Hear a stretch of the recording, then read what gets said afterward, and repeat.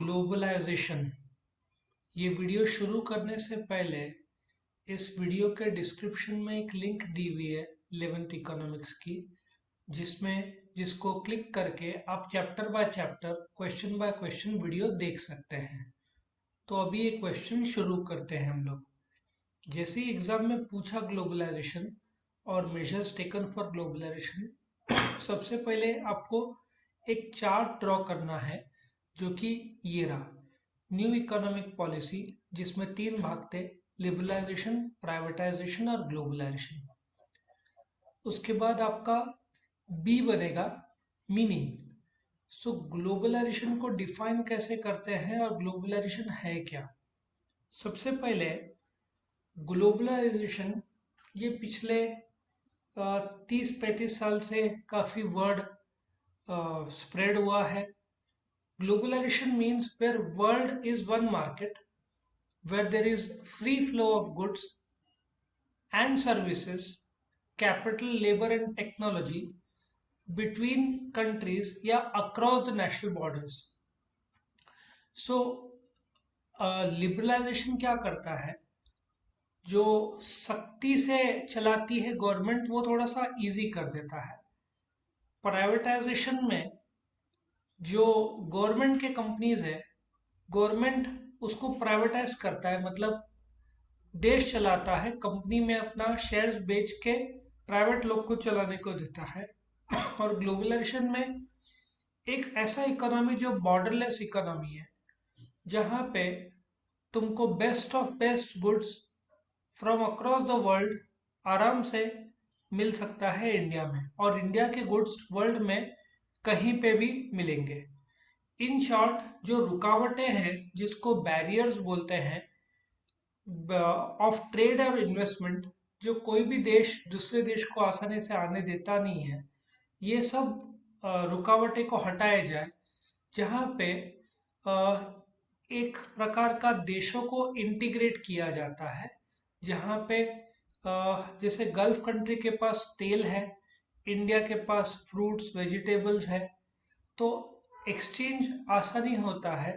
हम लोग रुकावटें नहीं पैदा करते, वो लोग रुकावटें पैदा नहीं करते, इसलिए बॉर्डरलेस ट्रांजैक्शन और स्मूथ ट्रांजैक्शन होता है। और ग्लोबलाइजेशन के बिना अभी वर्ल्ड प्रोग्रेस कर नहीं सकता, क्योंकि हर एक देश के पास कुछ न कुछ ऐसी चीज़ है जो दूसरों के पास नहीं है। अपने देश में क्रूड ऑयल लगभग नहीं निकलता, डायमंड नहीं मिलता, गोल्ड 1-1.5-2 किलो के ऊपर मिलता नहीं है। सो हम डिपेंडेंट है ऑन अदर कंट्रीज। उसी प्रकार से दूसरे countries are dependent on India's software, fruits vegetables, मसाले, ये सब में अपन काफ़ी आगे है। फ्रूट्स वेजिटेबल में वर्ल्ड नंबर 2 है, उसमें भी बनाना, मैंगोज, ये सब चीज़ों में हम वर्ल्ड नंबर 1 है। मिल्क, हम वर्ल्ड नंबर 1 प्रोडक्शन है। 40 करोड़ लीटर दिन में दूध प्रोड्यूस होता है इंडिया में। तो ग्लोबलाइजेशन ऑटोमेटिक कभी नहीं हो सकता, उसको देश को काम करना पड़ता है, स्ट्रिक्टनेस को कम करना पड़ता है, हटाना पड़ता है कुछ जगह पे। तो अपने देश ने क्या क्या मेजर्स या स्टेप्स लिए ग्लोबलाइजेशन के? Removal of quantitative restriction, technical भाषा में इसको क्यूआर बोलते हैं, क्वांटिटेटिव रेस्ट्रिक्शंस। एक समय क्या था कि जब इंपोर्ट करते थे तो रेस्ट्रिक्शन था कि तुम इतना ही क्वांटिटी इंपोर्ट कर सकते हैं। अभी ये सारा हटा दिया है गया है, मतलब आज तुमको जितना क्वांटिटी इंपोर्ट करना है तुम कर सकते हो। और एट द सेम टाइम पहले अपना जो कस्टम ड्यूटी है, कस्टम ड्यूटी मतलब जब तुम गुड्स इंपोर्ट करते हो तो टैक्स भरना पड़ता है, एक्सपोर्ट करते हो तो टैक्स भरना पड़ता है, वो 70-80-90 के श्रेणी में था। अभी सब कम होते होते 20-25 में आ गया। और इसमें सबसे बड़ा हाथ वर्ल्ड ट्रेड ऑर्गेनाइजेशन का है। वर्ल्ड ट्रेड ऑर्गेनाइजेशन ने बोला कि यदि हम एक वस्तु पे 20% टैक्स लगा रहे हैं, तो दूसरा देश भी 20% लगाएगा। सो इंडिया जहाँ पे 40% करता था, उसको धीरे धीरे कम करके 20 में लाना पड़ा। सो टैरिफ या जो टैक्स है, वो कम होते गया है इंटरनेशनल व्यापार में। और यदि मैं 20% लगा रहा हूँ तो सामने वाला भी 20% लगाएगा, मतलब एक यूनिफॉर्मिटी आता है। अभी भी ये पूरी तरीके से क्वांटिटेटिव रेस्ट्रिक्शन हटा नहीं है। अभी फॉर एग्जांपल जब हम शक्कर एक्सपोर्ट करते हैं, इंडिया में अलग अलग कंपनी है, बजाज हिंदुस्तान, बलरामपुर चीनी, रेणुका शुगर, ये सब कंपनीज को क्वांटिटेटिव रेस्ट्रिक्शंस आज भी है कि जैसे बजाज हिंदुस्तान को बोला जाए तुम 5 टन के ऊपर या 5 क्विंटल के ऊपर एक्सपोर्ट नहीं कर सकते, टन के हिसाब से होगा। तो वो इसलिए रेस्ट्रिक्शन दिया है कि यदि इन लोगों ने पूरा का पूरा शक्कर एक्सपोर्ट कर दिया तो इंडिया में शॉर्टेज हो जाएगा। सो एक्सपोर्ट में कुछ प्रोडक्ट्स, जैसे प्याज ले लो, प्याज लासलगांव एशिया का सबसे बड़ा प्याज का मार्केट है, कांदा मार्केट है, लेकिन गवर्नमेंट बीच बीच में पूरे तरीके से रोक लगा देता है एक्सपोर्ट में, क्योंकि एक्सपोर्ट जरूरत से ज्यादा हो गया तो देश में शॉर्टेज हो जाता है। और जहाँ 20-30 रुपया किलो है वो ऊपर बन के 100 रुपया 150 रुपया किलो हो जाता है। तो वहां पे गवर्नमेंट कभी कभार पूरा एक्सपोर्ट पे रोक लगा देता है। सो अभी इंपोर्ट ड्यूटी इंडस्ट्रियल गुड्स वक्त के साथ साथ जो कस्टम ड्यूटी है वो कम हुआ है इन ग्लोबलाइजेशन। दूसरा, एनकरेजमेंट टू फॉरेन कैपिटल। अब देखोगे 2014 से पहले अपने देश में मोबाइल मैन्युफैक्चरिंग के कंपनीज ही कहाँ थे, हम सारा का सारा चाइना, ताइवान, मलेशिया, कोरिया, इन सब से इंपोर्ट करते थे। आज अपने देश में 250-210 के ऊपर मोबाइल के कंपनीज है। तो जो इसमें बड़े प्लेयर्स है, फॉक्सकॉन जो वर्ल्ड का सबसे बड़ा कॉन्ट्रैक्ट मैन्युफैक्चरर है, विस्ट्रॉन, पेगाट्रॉन, ये सारे कंपनीज ने इंडिया में प्लांट लगाया है, मतलब फैक्ट्री डाले हैं। फैक्ट्री डाले हैं तो इन्वेस्टमेंट उन्होंने जो किया है वो हजार हजार 5-5 हजार करोड़ किया है। अभी बाहर से इतना सारा पैसा आया, वहां से आउटपुट आएगा, आउटपुट को एक्सपोर्ट करेंगे, लोगों को जॉब मिलेगा, गवर्नमेंट को टैक्स मिलेगा। तो फॉरेन कैपिटल काफी बड़ा है। और आज के तारीख में सिंस हम हर चीज इंपोर्ट नहीं कर सकते, क्योंकि हमारा मोबाइल का ही बिल 5 लाख करोड़ होता था। 5 लाख करोड़ मीन्स इंडिया वाले बाहर के लोगों को 5 लाख करोड़ देंगे, बहुत ज्यादा हो जाता है। इंडिया से बहुत सारा करेंसी बाहर जा रहा था, अभी उसको रोक दिया गया है, अभी मेजोरिटी इंडिया में ही बनते हैं। तीसरा, कन्वर्टेबिलिटी ऑफ रुपी। अब ये होता क्या है, मैं बात कर रहा हूँ 1990s की। उस समय जो डॉलर का भाव था 20 रुपया, $1 वॉज इक्वल टू 20 रुपीज। अब ये जो भाव है ये फिक्स्ड रेट करेंसी था, मतलब reserve bank of India India का तय करता था आज का करेंसी का भाव 20 रुपया, आज का 19.5 रुपया, 20 रुपया 25 पैसा, ये रिजर्व बैंक ऑफ इंडिया तय करता था। लेकिन 1991 के बाद में अपना करेंसी फ्लेक्सिबल में आ गया। फ्लेक्सिबल मतलब ना, अभी तो खैर 75 के आसपास चल रहा है, बट ये रेट ना रिजर्व बैंक ऑफ इंडिया तय करेगा ना गवर्नमेंट तय करेगा, वो रेट निकलेगा on the basis of demand और सप्लाई। हम डॉलर का डिमांड ज्यादा करेंगे तो रेट बढ़ेगा, डिमांड कम करेंगे तो रेट घटेगा।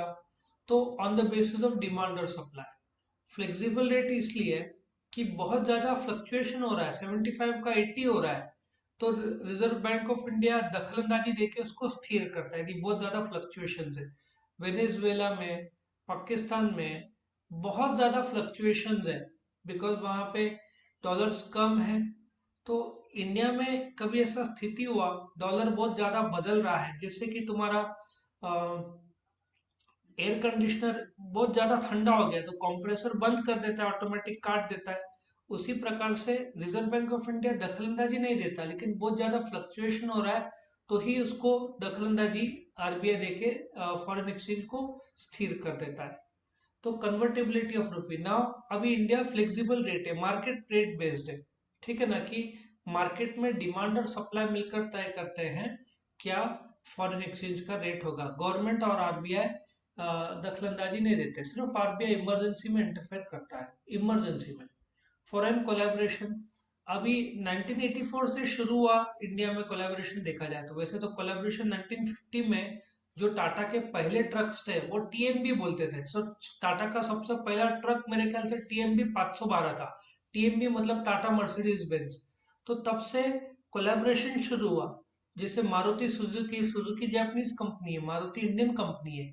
उस समय हीरो होंडा जो हीरो इंडिया मुंजाल ग्रुप जो है साइकिल का वर्ल्ड का सबसे बड़ा मैन्युफैक्चरर, होंडा जापानीज ग्रुप है, दोनों में जॉइंट वेंचर हुआ।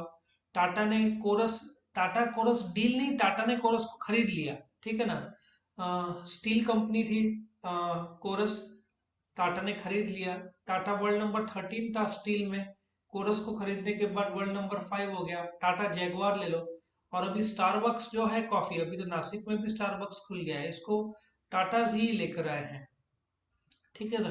सो ऐसे बहुत सारे कोलैबोरेशन हुए हैं जिसमें एक्विजिशन भी हुआ है कि टाटा ने जैगवार को खरीद लिया, कोरस को खरीद लिया, हीरो होंडा का जॉइंट वेंचर मतलब टेम्पररी पार्टनरशिप हुआ, महिंद्रा फोर्ड हुआ, बाद में दोनों अलग हो गए।